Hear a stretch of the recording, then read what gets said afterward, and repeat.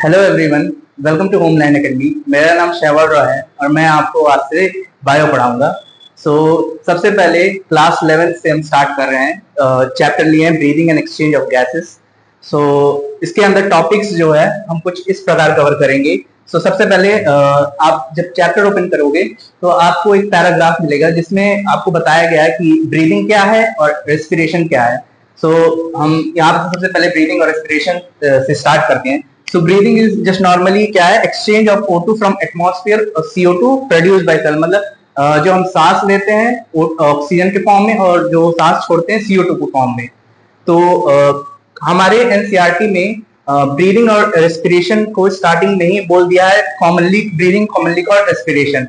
पर ऐसा नहीं है। आगे चल के हम जब इस चैप्टर में आगे बढ़ेंगे तो हमें पता चलेगा ब्रीदिंग और रेस्पिरेशन दो अलग अलग टर्म है। बस बेसिक मैं सबसे पहले डिफरेंशिएट करने के लिए ब्रीदिंग और रेस्पिरेशन में मैं बता देता हूँ कि कौन सा क्या चीज है। रेस्पिरेशन जो होता है वो जब कोई भी फूड आइटम्स लेते हैं, जब हम अंदर लेते हैं खाने के लिए, तो जब ग्लूकोज, अमाइनो एसिड और फैट को सेल ऑक्सीजन के प्रेजेंस में ATP और CO2 प्रोड्यूस करता है, उसे हम रेस्पिरेशन कहते हैं। स्पेसिफिकली इस रेस्पिरेशन को हम नाम देते हैं सेलुलर रेस्पिरेशन।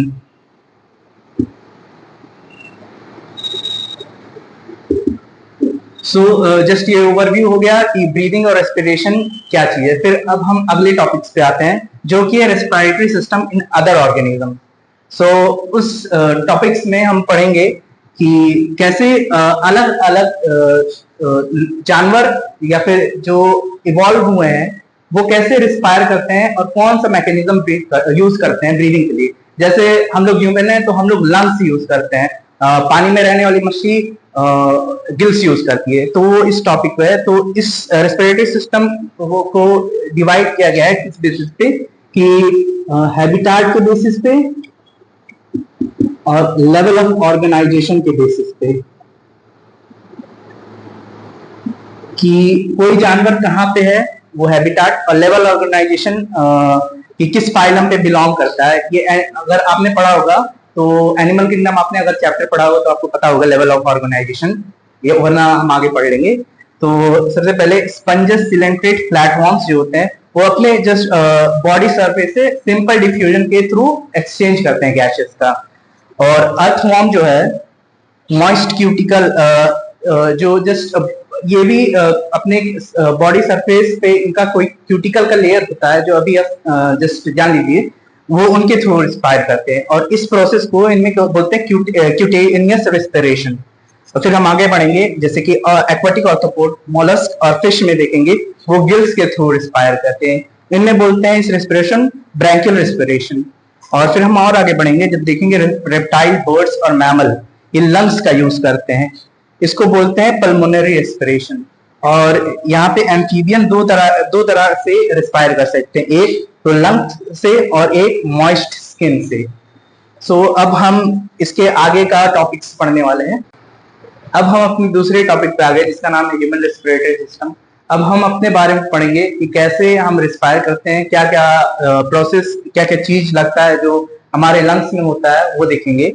सबसे पहले हम अपने नाक के थ्रू ऑक्सीजन इनहेल करते हैं। जो हमारे नाक का बाहरी पार्ट होता है उसे बोलते हैं एक्सटर्नल नॉस्ट्रिल। फिर वो ऑक्सीजन जाता है एक कॉमन पैसेज जिसका नाम है फेरिंग्स।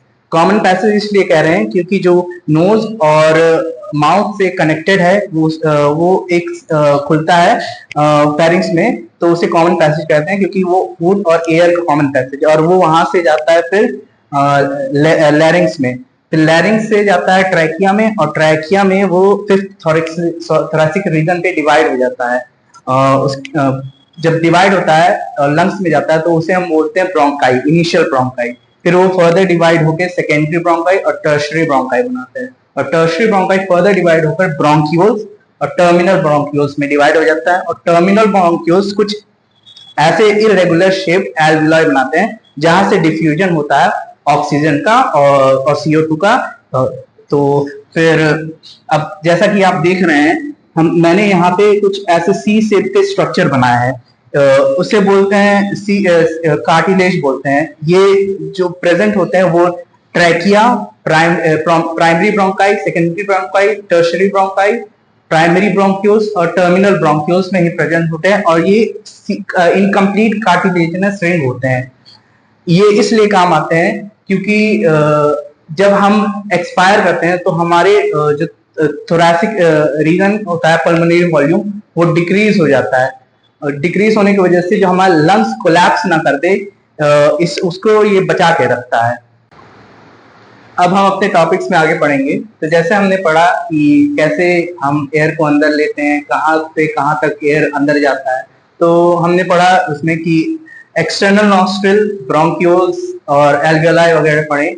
तो उस रेस्पिरेटरी सिस्टम को हमने दो पार्ट में डिवाइड किया है, एक कंडक्टिंग पार्ट, एक एक्सचेंज पार्ट, जिसे रेस्पिरेटरी पार्ट बोलते हैं। तो कंडक्टिंग पार्ट में आता है एक्सटर्नल नॉस्ट्रिल से टर्मिनल ब्रोंक्यूल्स तक, और एक्सचेंज पार्ट में आता है एल्वेलाई से डक्ट तक। तो फिर क्या करता है, जो कंडक्टिंग पार्ट होता है वो जब हम हवा लेते हैं तो उसमें जितने भी फॉरेन पार्टिकल्स होते हैं उसको क्लियर करता है, जो एयर है उसे ह्यूमिडिफाई करता है, और जो टेम्परेचर डिफरेंस है उसे मेंटेन करता है अपने बॉडी के जो टेम्परेचर उसके अकॉर्डिंग। तो फिर अब हम इस क्या होता है कि हमारा जो बॉडी का सेटअप है, थोरैक्स का जो सेटअप है, वो इस तरह मेंटेन किया गया है कि जो हमारे थोरैक्स पे इफेक्ट पड़ रहा है वो सीधा हमारे लंग्स पे भी पड़े। तो जैसे हमने सांस लिया तो हमारा जो थोरैक्स का रीजन होता है वो आगे की तरफ जाता है, फिर उसके इफेक्ट से जो हमारा लंग्स होता है वो भी आगे की तरफ बढ़ता है। तो ऐसे हमारा जो थोरैक्स रीजन है वैसे डिजाइन किया गया है। अब हम अपने दूसरे टॉपिक्स पे आते हैं, मैकेनिज्म ऑफ ब्रीदिंग, जिसमें दो पार्ट्स हैं, इंस्पिरेशन, एक्सपिरेशन। इंस्पिरेशन मतलब सांस लेना, एक्सपिरेशन मतलब सांस छोड़ना। इंस्पिरेशन जो होता है वो एक्टिव प्रोसेस होता है, एक्सपिरेशन जो होता है वो पैसिव प्रोसेस होता है। मैंने इसे एक्टिव प्रोसेस क्यों कहा, क्योंकि जब हम सांस लेते हैं तो उसमें कुछ एनर्जी रखता है, तो इसलिए इंस्पिरेशन को एक्टिव प्रोसेस कहा गया है। तो क्या होता है कि जब इंस्पिरेशन होता है तो हमारे लंग्स और या फिर क्या क्या जो रेस्पिरेटरी सिस्टम वो क्या क्या वर्क करते हैं इंस्पिरेशन और एक्सपिरेशन के दौरान। तो इंस्पिरेशन के दौरान डायफ्राम और हमारे कुछ मसल्स होते हैं जिन्हें एक्सटर्नल इंटरकोस्टल मसल और इंटरनल एक्सट्राकोस्टल मसल बोलते हैं, वो वर्क करते हैं इंस्पिरेशन और एक्सपिरेशन के दौरान। तो जब हम सांस लेते हैं तो क्या होता है कि हमारा जो रिब्स है और स्टर्नम्स है वो क्या करता है, आगे की तरफ आता है, तो जिस कॉन्ट्रैक्ट करने की वजह से आगे की तरफ बढ़ते हैं, जिसे हम बोलते हैं डॉर्सो वेंट्रल एक्सपेंशन। और जब हमारा डायफ्राम जो होता है वो कॉन्ट्रैक्ट करता है तो क्या होता है कि एंटीरियर पोस्टीरियर एक्सिस में वो एक्सपैंड करता है हमारा थोरैक्स, तो जिसके वजह से जो लंग्स होता है वो एक्सपैंड कर जाता है, वॉल्यूम उसका एक्सपैंड हो जाएगा, और अंदर का जो प्रेशर होता है वो डिक्रीज कर जाता है, और डिक्रीज करने की वजह से जो बाहर की हवा है और हमारे अंदर की जो प्रेशर हवा है वो डिफरेंस आ जाता है, और बाहर से हवा हमारे अंदर की तरफ मूव करता है। तो ये इंस्पिरेशन में होता है, जैसे कि मैंने यहाँ पे बताया ये इंस्पिरेशन का डायग्राम कि एयर इंटरिंग कर रहा है हमारे लंग्स में, जिसके वजह रिब्स एंड स्टर्नम रेज हो रहा है और वॉल्यूम ऑफ थोरैक्स इंक्रीज हो रहा है, जिसकी वजह से प्रेशर अंदर का डिक्रीज हो जा रहा है एज कंपैरिजन टू एटमॉस्फेरिक की वजह से, और हवा अंदर आ रहा है। और मैंने यहाँ डायफ्राम कॉन्ट्रैक्टेड का भी आपको बताया है। फिर अब हम अपने एक्सपिरेशन पार्ट पे आएंगे।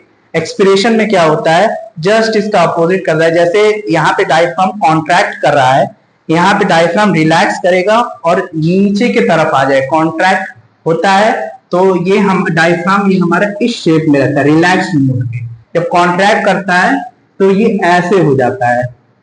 तो अब एक्सपिरेशन के दौरान जब हम रिलैक्स किया तो ऐसा सिर्फ डोम शेप जो बोलते हैं इसे, डोम शेप ले लिया, और जो रिब्स और स्टर्नम्स हमारे रेज हुए थे वो अपने ओरिजिनल पोजीशन पे आ गए हैं, और वॉल्यूम जो है हमारा पहले इंक्रीज हुआ था अब डिक्रीज हुआ वॉल्यूम, और जो अंदर का प्रेशर है वॉल्यूम डिक्रीज होने की वजह से इंक्रीज हो गया as comparison to atmospheric pressure, जिसके वजह से हमारा अंदर से प्रेशर बाहर चला गया, एयर अंदर से बाहर चला गया। तो यहाँ दिखाया मैंने एयर एक्सपेल्ड आउट और फिर अपने नॉर्मल पोजीशन में फिर वो बैक कर गया। तो इस प्रोसेस से इंस्पिरेशन और एक्सपिरेशन होता है। सो अब हम आगे पढ़ेंगे सबसे पहले जान लेते हैं कि एक नॉर्मल हेल्दी ह्यूमन कितना टाइम से रिस्पायर करता है। तो जैसा कि हम देख रहे हैं, एक ह्यूमन हेल्दी ह्यूमन रिस्पायर करता है 12 से 16 टाइम्स। तो जैसे कि हर बीमारी को चेक करने के लिए एक इंस्ट्रूमेंट होता है, जैसे टेम्परेचर नापने के लिए हमारे पास थर्मोमीटर होता है, और वैसे ही हमारे पास जैसे लंग्स से रिलेटेड प्रॉब्लम्स कैसे हम जानेंगे, उसके लिए हमारे पास एक इंस्ट्रूमेंट है जिसे स्पायरोमीटर बोलते हैं। ठीक, तो अब इसके अगले टॉपिक्स में हम जा रहे हैं, जो जिसका नाम है टाइडल वॉल्यूम और कैपेसिटीज। इस स्पायरोमीटर की वजह से हम ये जो रेस्पिरेटरी वॉल्यूम्स और कैपेसिटीज हैं वो देख सकते हैं। सबसे पहले आते हैं कि टाइडल वॉल्यूम होता क्या है। टाइडल वॉल्यूम जो होता है, एक जब हम नॉर्मली ब्रीथ करते हैं उसे जब बोलते हैं टाइडल वॉल्यूम। वो उसका कितना होता है, क्वांटिटी हम देख लेते हैं। वो नॉर्मली होता है 500 ml, और पर मिनट जब हम देखने जाएं तो वो निकल के आता है कुछ 6000 से 8000 ml पर मिनट। और फिर हम दूसरे इस पे आ जाते हैं जिसे हम बोलते हैं इंस्पिरेटरी रिजर्व वॉल्यूम, कि हम कितना नॉर्मली कितना इंस्पायर कर सकते हैं और उसके ऊपर फोर्सफुली हम और कितना इंस्पायर कर सकते हैं, उसे बोलते हैं इंस्पिरेटरी रिजर्व वॉल्यूम। इसका जो क्वांटिटी होता है वो होता है 2500 से लेकर 3000 ml। फिर अब हम आ जाते हैं एक्सपायरेटरी रिजर्व वॉल्यूम। जो एक्सपायरेटरी रिजर्व वॉल्यूम होता है, हम कितना नॉर्मली एक्सपायर कर सकते हैं उसके ऊपर, और फोर्सफुली हम कितना एक्सपायर करना चाहे वो और कितना कर सकते हैं, वो होता है एक्सपायरेटरी रिजर्व वॉल्यूम। और उसका क्वांटिटी होता है 1000 से 1100 ml। फिर हम दूसरे पे आते हैं रेसिडुअल वॉल्यूम। रेसिडुअल वॉल्यूम हम जब नॉर्मल इंस्पायर करते हैं या फिर फोर्सफुली एक्सपायर करते हैं, वो हम निकाल ही नहीं सकते हैं रेसिडुअल वॉल्यूम अपने लंग से। उसका वॉल्यूम होता है, हम देख लेते हैं, वो होता है 1100 से 1200 ml। रेसिडुअल वॉल्यूम इसलिए हम नहीं निकाल सकते क्योंकि वो एक नेगेटिव इंटरपल्मोनरी प्रेशर मेंटेन करके रखता है, जो हमारे नॉर्मल इंस्पिरेशन रेस्पिरेशन के लिए जरूरी है।